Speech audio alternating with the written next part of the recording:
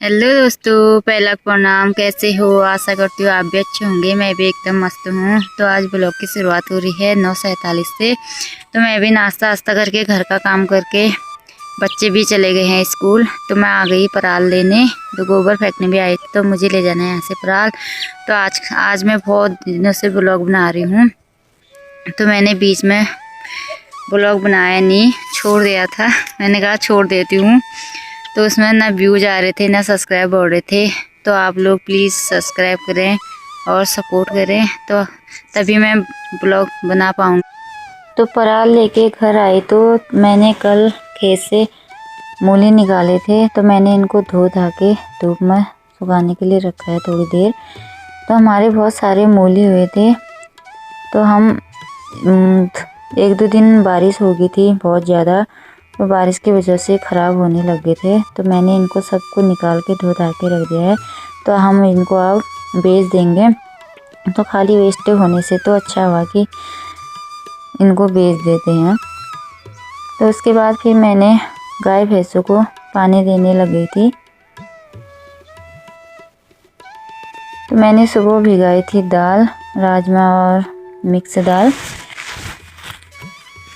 तो उसके बाद फिर मैं काटने लगी थी थोड़ों के लिए कद्दू। तो हमारे पहाड़ में बहुत सारे कद्दू होते हैं तो पीले कद्दू रखे थे। तो और इतना हरा हुआ था, इतना अच्छा ना, इसकी खुशबू तो इतनी अच्छी आ रही थी, क्या बताऊँ। मेरे को इसकी खुशबू इतनी अच्छी लगती है ना, क्या बताऊँ। तो पहाड़ में तो लोग खाते नहीं हैं, बहुत सारे होते हैं। तो जो बाहर के लोग होते हैं बहुत अच्छा मानते हैं इसकी सब्जी। तो लोग तो शिवरात्रि के दिन बाज़ार में इसको बहुत ख़रीदते भी हैं और खाते भी हैं। तो हमारे वहाँ खाते नहीं हैं। बहुत अच्छी होती है इसकी सब्ज़ी।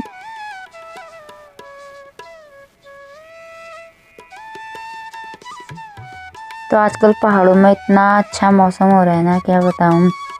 बारिश 1-2 दिन बारिश होने के बाद मौसम इतना साफ़ हो रहा है, क्या बताऊँ। तो मैं कुछ और काम कर रही थी, तो अम्मा ने बना दिया था दाल और भात। तो दिन का खाना बन गया है। दिन के खाने में बनाया राजमा चावल और घर के आंवले का अचार। ये पिछले साल का है अचार, तो इस बार भी बनाऊंगी अब आंवले का अचार। तो हमारे वहाँ बहुत सारे आंवले होते हैं।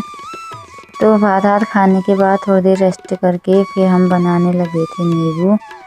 तो जब तक हम नींबू नहीं बना रहे थे, अच्छी खासी धूप आई थी। नींबू जैसे बनाया धूप भी चली गई, बादल लग गए, तो हमारा भी बन गया था नींबू।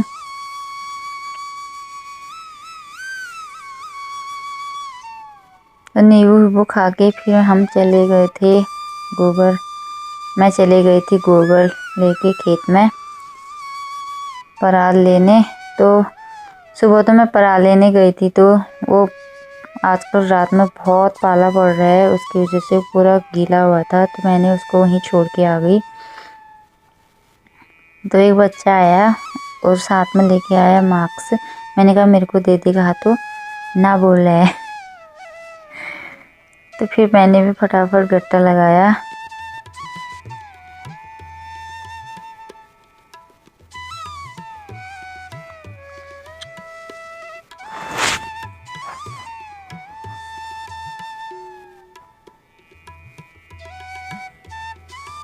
मैं भी पराल से घर आई, तो फिर उसके बाद मैं चले गई थी भीमल काटने। तो भीमल काट के आई, तो मैंने फिर गाय भैंसों को बांध दिया था अंदर, क्योंकि धूप भी चले गई थी।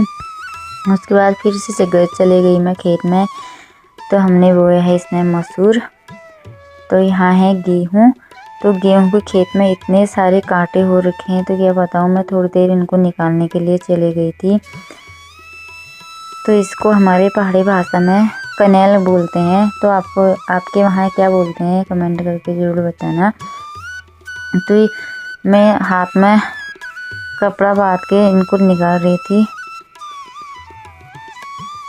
जो इसकी जड़ें होती है ना, तो ये दवाई के काम आती है। मेरे को तो पता है किस दवा के काम आती है, तो आप लोग बताना तो ये किस दवा में काम आती है।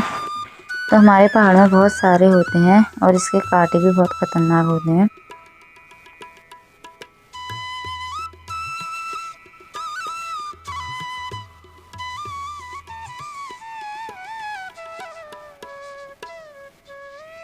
ये देखो इतने सारे हो रखे हैं। फिर मैंने जगह जगह पे निकाल के इकट्ठा कर दिया था। तो इतने सारे अभी पूरे खेत में तो नहीं है, आधे खेत में है। तो इनको अब कल निकालूंगी क्योंकि शाम भी हो चुकी है। तो इसके बाद फिर मैं घर आई। घर आके मैं चले गई थी खेत में गोभी लेने।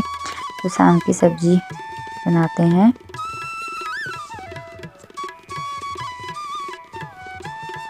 तो उसके बाद फिर मैंने बनाई चाय। तो आज हम दिन में नींबू खाने के बाद दिन भर चाय बनाना भी भूल गए।